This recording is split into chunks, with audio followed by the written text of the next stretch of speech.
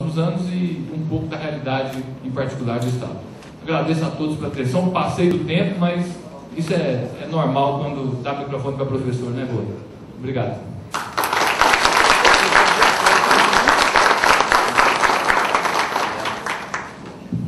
Obrigado, professor Ivar. Enquanto o professor Luiz Alberto, que é o próximo a falar, organiza ali a explanação dele, um recadinho aqui da professora Cida Almeida, vice-diretora do Campus Catalão, convidando a todos para o almoço de confraternização após as falas, que vai ser no outro anfiteatro. Estão todos convidados. Um lanche de confraternização, né? Vamos aqui. A minha previsão é que, se todos cumprirem os 40 minutos, o que já rompeu, seria até 11h45 de falas. Depois um pequeno debate aí de uns 30, 40 minutos também. Então acredito que lá para o meio-dia e meio, 1 hora, a gente está indo para o almoço. Então eu passo a fala para... mais uma coisinha.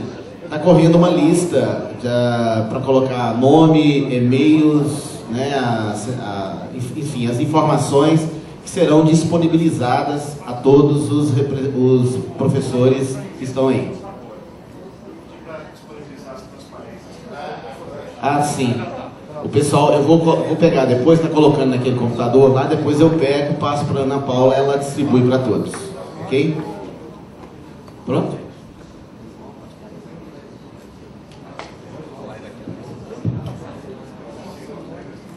Bom dia a todos. Meu nome é Luiz Alberto Pilati, eu sou diretor do Campus Ponta Grossa. Eu sou diretor em fim de carreira, fazem quase 8 anos que eu estou na condição de diretor do Campus Ponta Grossa, e fui convidado pelo reitor da nossa universidade, o professor Carlos Eduardo Cantarelli, para fazer essa apresentação e trocar experiências. Imagino que a Universidade Tecnológica Federal do Paraná tenha sido convidado para essa mesa em função de ser, muito provavelmente, o maior sistema multicamp do país. A ideia da mesa é apresentar um pouco do histórico, das singularidades dessa instituição e da sua experiência de gestão, que também tenho certeza é bastante distinta da maioria absoluta das instituições de ensino federal do país, e é um sistema que traz, e essa é a ideia apresentar aqui, muitas vantagens e problemas. Então eu vou tentar trazer um pouco dessa instituição, começando, obviamente, pelo seu histórico. Só situando, o reitor até colocou que o campus Catalão é um campus de grande porte. O campus que eu sou diretor tem uma estrutura um tamanho muito similar ao campus Catalão. Dentro da Universidade Tecnológica Federal do Paraná, entre os 12 campos que existem, é o terceiro maior e é considerado pela reitoria como um campus de tamanho médio. É um campus que tem 4 cursos de engenharia, um bacharelado, está iniciando uma licenciatura, tem cursos técnicos, 3 cursos técnicos, 4 cursos de tecnologia, 3 programas de mestrado, e a expectativa, nós estamos apostando muito para o ano que vem, deve ter o seu primeiro programa de doutorado. Ele está em avaliação, está em fase de diligência, mas as diligências foram simples. É um campus com 3.000 alunos, que teve uma expansão muito grande. Em 2004, quando eu assumi, era um pouco mais de 1.200 alunos, hoje são 3.000, e a hora que concluir a expansão proposta pelo Reúne, deve chegar em torno de 4.000 alunos. São aproximadamente 200 professores. A história da UTF-PR é uma história absolutamente distinta. E hoje, dentro do cenário atual, ela será, muito provavelmente, a única universidade tecnológica do país. A história dela vem dos antigos Cefetes, e eu diria até, se fosse o nosso reitor que estava aqui, certamente ele não falaria isso, mas eu diria que ela virou dentro do sistema CETEC um problema e foi tirada da CETEC. Ela nasceu junto com as instituições aí que eram CEFETs e foram transformados em IFES, em 1909 como Escola de Aprendizes Artífices.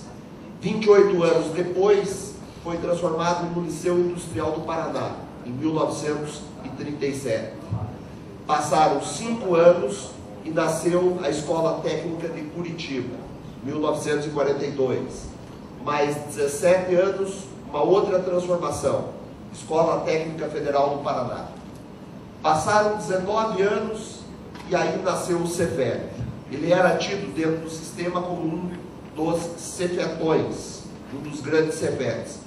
E era a referência no Brasil dentro do sistema CEFET. Tanto é que foi o único CEFET transformado em uma universidade tecnológica.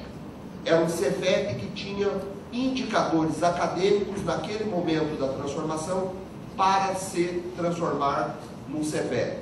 Isso aconteceu 27 anos depois, a transformação. Só que essa transformação tem alguns detalhes que são importantes. O primeiro foi a expansão para o interior. Até agora, até 1978, eu estava falando de uma única escola situada em Curitiba. Em 1989, com o início das atividades em 1990, vai para o interior o primeiro campus. E o primeiro campus vai a mais de 500 quilômetros de Curitiba, vai na cidade de Medianeira. Depois de uma briga política que as principais cidades do estado, Londrina, Maringá e Cascavel, naquele momento, acabaram perdendo pela agilidade de Medianeira e se abriu o segundo campus. Aí vem uma expansão, o campus Ponta Grossa, do qual eu sou diretor, foi o terceiro, e se criou um sistema que se chegou em 6 campos. Esse era um padrão mais ou menos estabelecido até que houve a possibilidade da expansão. Nessa história tem um dado relevante. Foi durante o governo Fernando Henrique Cardoso, quando foi dissociado o ensino técnico do ensino médio. Apesar de em Curitiba já existir os cursos de engenharia, basicamente no interior eram apenas cursos técnicos. Isso aí vai causar um cenário que é bastante complexo. Naquele momento o CEFET no Paraná tinha uma imagem de excelência. Como instituição, era até permitido nos jornais, os principais jornais de circulação do estado, as indústrias vinham: queremos contratar um técnico, exigência, formação no CEFET. Então se criou uma imagem de formar um técnico de excelência. Com a proibição da formação integral, qual que foi a opção do CEFET Paraná? Ele optou por criar os cursos de tecnologia. E aí que começa esse modelo de universidade. Quando o Paraná fez essa opção, todos os outros CEFETs no Brasil seguiram a opção do Paraná. E a tecnologia, que era um curso que existia, mas que estava praticamente esquecido, porque foi um curso que não deu certo, voltou ao cenário. Se tornam todos os campi, avançam para a tecnologia e nasce a ideia da universidade. O ministro Paulo Renato, quando na época foi apresentado a ideia, colocou para o então diretor-geral que só sob o cadáver dele que o CEFET Paraná se transformaria numa universidade. Passou o tempo, trocou o governo, e aí na época o ministro Cristóvão Buarque assumiu a ideia e apoiou o CEFET na transformação de uma universidade.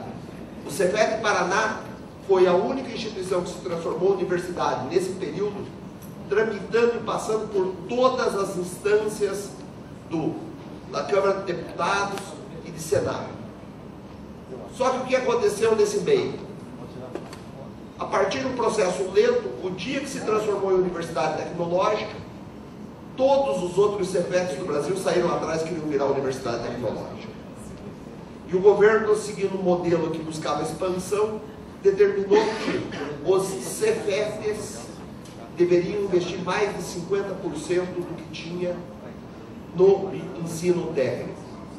E aí que começou a confusão. O reitor da época chegou e falou para o ministro: não, nós temos autonomia e não vamos investir, seguir a política que o senhor está determinando. Foi tocado praticamente da CETEC e grande parte do nascimento dos IFES aconteceu aí.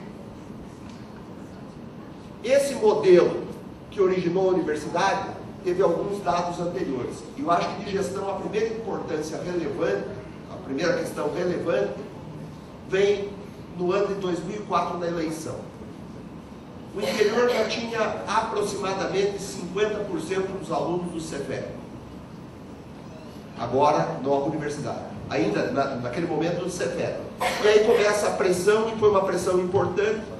E o diretor-geral fez uma transformação que mudou definitivamente o cenário. Qual foi essa transformação? Ele criou eleições nos campi. Cada campi tinha a sua eleição. O que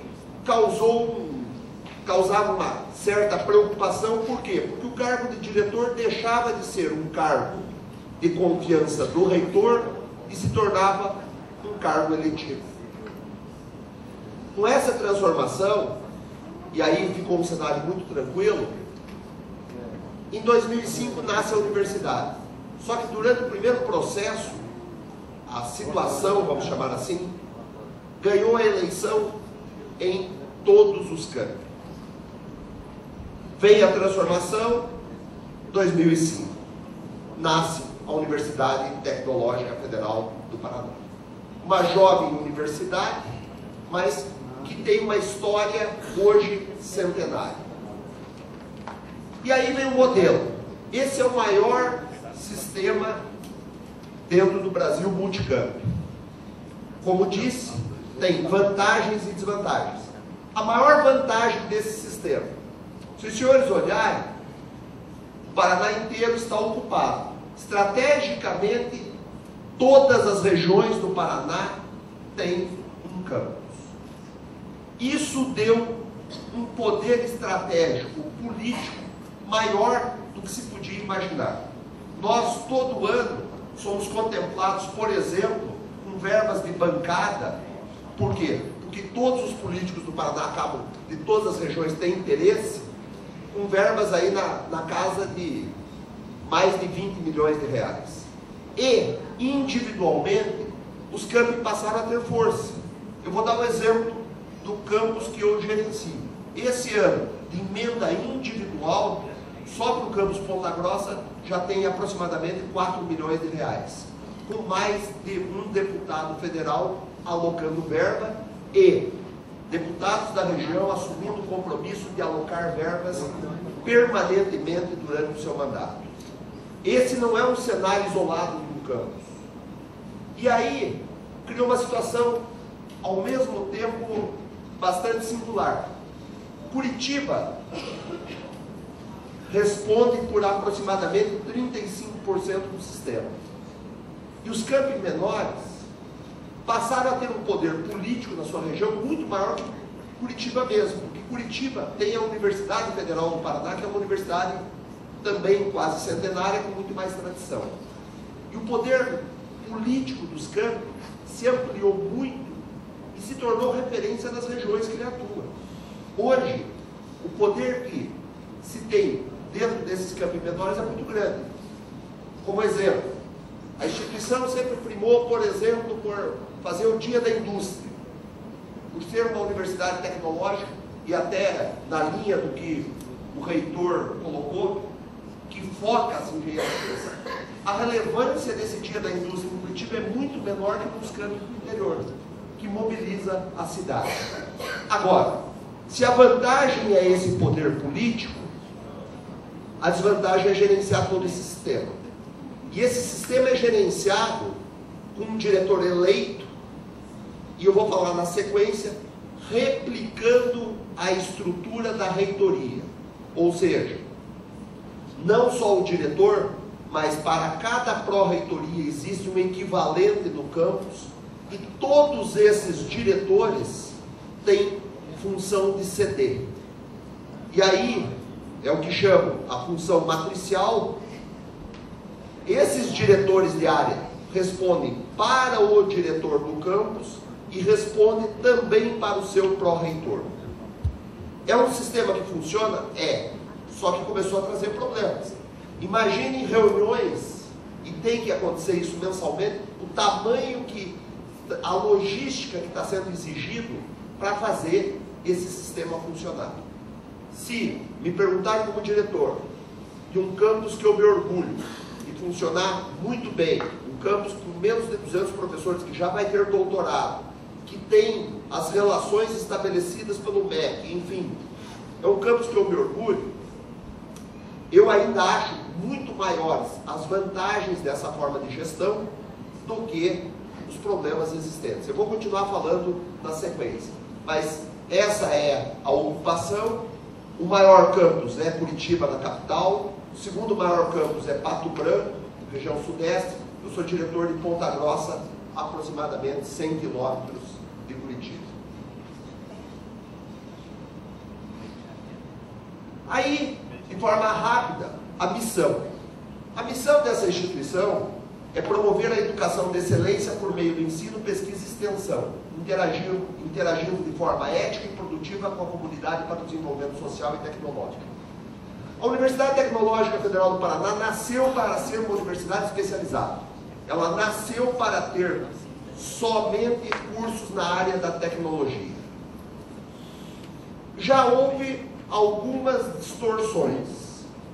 Essa missão aqui é da época ainda do Cefet. Eu diria que hoje, participando de todas as reuniões de reitoria, se fosse montar ou atualizar essa missão, hoje a maior ideia da Universidade Tecnológica Federal do Paraná é se tornar a maior universidade do Brasil na área de engenharias, com o maior número de cursos. E a missão dessa universidade, que já nasceu grande, é, nos próximos 10 ou 15 anos, ser uma das 10 maiores universidades do país. E o processo de expansão político está ultrapassando as barreiras até da própria expansão. A ideia inicial era que não se passasse de 11 campos. Politicamente, na época, o ministro Paulo Bernardo encampou a ideia, abriu-se o campus Guarapuava. Já existem mais 2 campos previstos. Um campus que vai ser colado em Curitiba, São José dos Pinhais, que deve nascer por apadrinhamento da ministra Gleice. E a ideia que foi apresentada para a Universidade Tecnológica Federal é que vai nascer como o segundo maior campus de todo o sistema. Londrina, que é a segunda cidade mais importante do Paraná e ainda tem um campus de pequeno porte, foi chamada e está passando por uma expansão que deve ter mais 100 professores. Então esse crescimento vindo da área política está sendo muito grande e a meta é essa. Eu diria outra coisa, que a Universidade Tecnológica nasceu com uma lei específica. Ela nasceu para ter desde os cursos técnicos até o doutorado. Só que essa expansão está causando problemas que fatalmente, por exemplo, os cursos técnicos que fazem parte da tradição e cada vez estão sendo diminuídos, eu vou mostrar esses números, vão deixar de existir. No próprio campus Guarapuava, que estava previsto, seguindo a lei que criou o TFR, a lei que criou a universidade falava disso, desde os cursos técnicos até a pós-graduação. O MEC já determinou que não fosse implantado o curso técnico e sim uma nova engenharia. Essa é uma sinalização muito clara do que está por acontecer. Nós temos outros problemas que nenhuma das universidades dos senhores tem. Imagina, mais da metade dos professores da Universidade Tecnológica são da carreira em PTT. Por quê? Que vieram do Cefet. E aí começa o problema. Em função desses problemas aí que eu relatei, que nós acabamos saindo da CETEC, ou fomos convidados a sair da CETEC, na lei que possibilitou a substituição imediata dos IFES, dos professores EBTT, a Universidade Tecnológica Federal não foi colocada. Então hoje, se um professor EBTT se aposenta ou sai, nós não temos a possibilidade de reposição. E aí cria outro problema. A instituição nasceu para ser uma escola de ensino médio, com cursos técnicos. Os professores foram contratados. Mudou a política, você não tem como mandar embora esse professor. Você gerir isso daí se torna uma situação complicada. E aí vem os problemas que nós estamos enfrentando e se ajustando. A visão é ser modelo educacional de desenvolvimento social e referência na área tecnológica. É aí que a instituição centra a sua atuação. Valores na ética, gerenciar e manter a credibilidade junto à sociedade, desenvolvimento humano, formar um cidadão integrado no contexto social, integração social, realizar ações interativas com a sociedade para o desenvolvimento social e tecnológico. Aqui tem um ponto que eu acho que merece ser mencionado. Eu não vou nem entrar na questão filosófica, até porque boa parte da minha formação é na área de humanas e eu não concordo exatamente, mas a Universidade Tecnológica Federal do Paraná tem um papel diferenciado.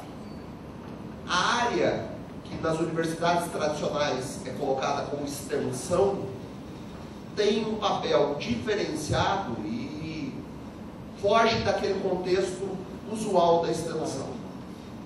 A proposta nesse segmento da universidade é relacionamento com o setor empresarial.